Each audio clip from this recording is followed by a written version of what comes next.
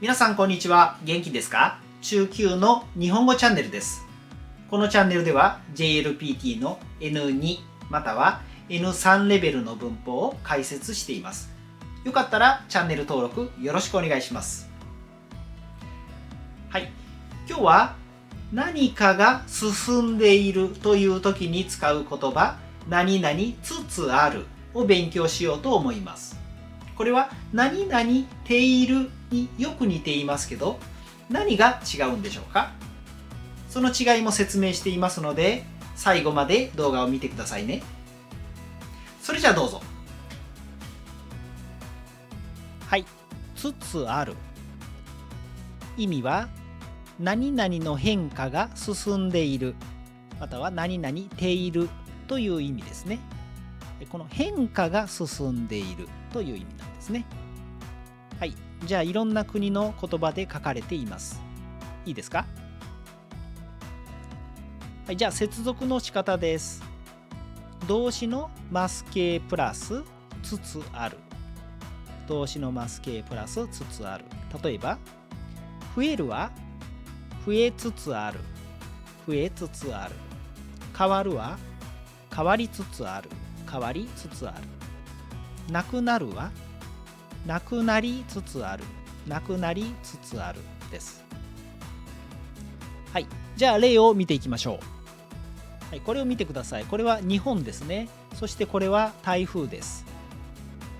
はい、台風が近くに来ていますね。はい。台風が日本に近づく。はい。プラス進んでいる。プラス進んでいる。これをつつあるを使って一つの文で言います。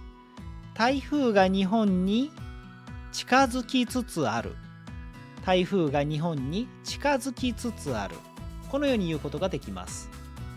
この近づくが近づきつつあるとなります。はい、この時近づいているということもできます。近づきつつあるは近づいているということもできます。はい、じゃあ次です。はい、みんな手にスマホを持っていますね。はい、そしてこれは昔からあるカメラです。このカメラは売り上げが、はい、このように減ってますね。はい、見てください。みんなスマホを持っているので、カメラの売り上げが減る。はい、プラス進んでいる。カメラの売り上げが減る。プラス進んでいる。これをつつあるを使って一つの文で言います。カメラの売り上げが減りつつある。カメラの売り上げが減りつつある。いいですか？そしてこの減るは減りつつあるですね。はい、これを減っているということもできます。カメラの売り上げが減っている。はい、いいですね。このように、何々つつあるまたは何々ているというのは、この動詞減るという時にはどちらも使うことができますね。はい、じゃあ次の例を見てください。はい、これを見てください。身長が1年前、そして今、このように伸びています。伸びています。はい、太郎は背が伸びる。太郎は背が伸びる。プラス進んでいる。太郎は背が伸びる。プラス進んでいる。これをつつあるを使って言います。太郎は背が伸びつつある。太郎は背が伸びつつある。いいですね。この伸びるが伸びつつあるに変わっています。この時も伸びているということもできます。太郎は背が伸びている。はい、伸びるという動詞はつつあるもているも使うことができます。じゃあ次です。はい、これはどうでしょう。これはろうそくですね。そしてろうそくがだんだん短くなってます。はい、このろうそくの火がだんだん消えそうですね。はい、見てください。ろうそくが消えつつある。ろうそくが消えつつある。はい、このように言うことができますね。はい、これは OK です。じゃあ、ろうそくが消えている。ろうそくが消えている。じゃあこの消えるという動詞もつつあるまたはているどちらも使うことができるでしょうか？はい、それはこのようにダメです。このように火がだんだん消えそうだという時は消えつつあるしか使うことができません。消えているという言葉を使う時、このように見てください。もうすでに消えました。そして消えた状態が続いています。この時に消えているということができます。はい、だから消えつつあるという状態と消えているという状態は意味が違います。じゃあどうしてこの消えるという動詞の時は意味が変わるのでしょうか？はい、それはこの消えるという動詞は瞬間動詞だからです。瞬間動詞。この瞬間というのはとても短い時間という意味です。瞬間。いいですね。瞬間動詞。はい、だからこの瞬間動詞の時はているを使うことができません。はい、何かの状態が変化しているという時にているという言葉は使うことができません。いいですね。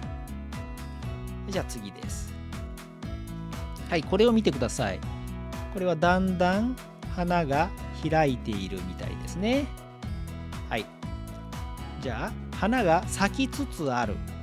花が咲きつつある。はい。このように言うことができますね。そして花が咲いている。花が咲いている。これはどうでしょうか？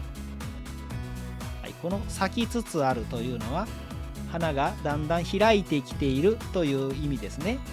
花が咲きつつある。これは OK です。でも花が咲いている。これはこの絵のような変化の時に使うことはできません。はい、この花が咲いているというと、はい、見てください。このようにもう前に花が咲きました。そしてその状態が今も続いています。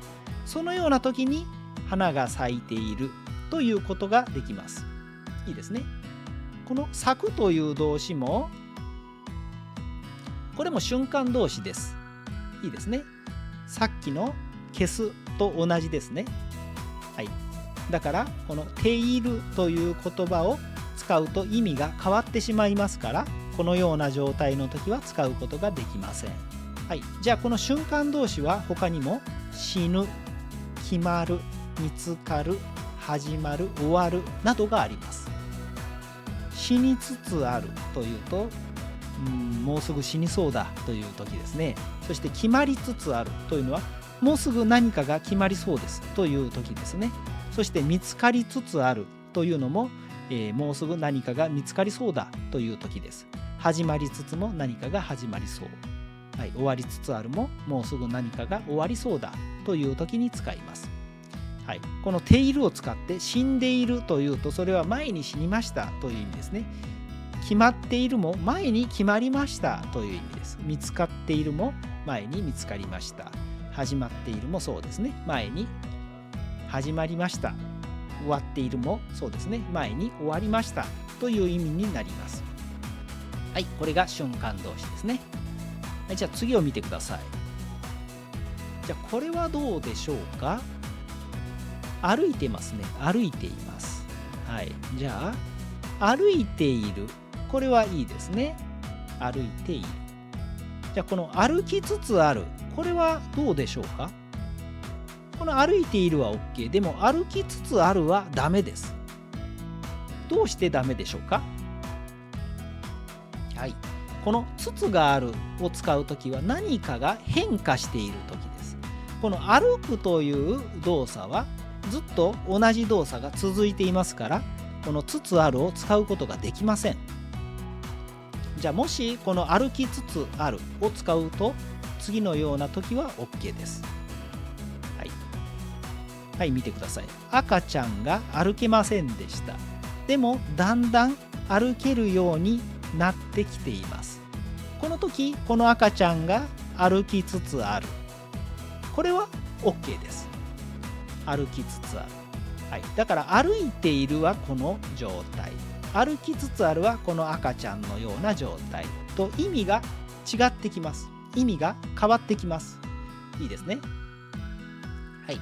じゃあこのような歩くという動詞は継続動詞と言います。同じ動作がずっと続いているという動詞です。この時は何々つつあるを使うと意味が変わりますので気をつけないとダメです。じゃあこの継続動詞は他にも読む、書く、話す、笑う、泣くがあります。はい、読んでいる、いいですね。でも読みつつあるは言いませんね。本をゆっくりページをこうゆっくり開いている状態を読みつつある、はい、これはあまり言いません。書きつつあるも言いません。書いていると言いますね。話しつつある、これも言いませんね。私は今お母さんと話しつつありますは言いませんね。話していますは言いますね。はい、このように継続動詞ではつつあるを使うことはほとんどできません。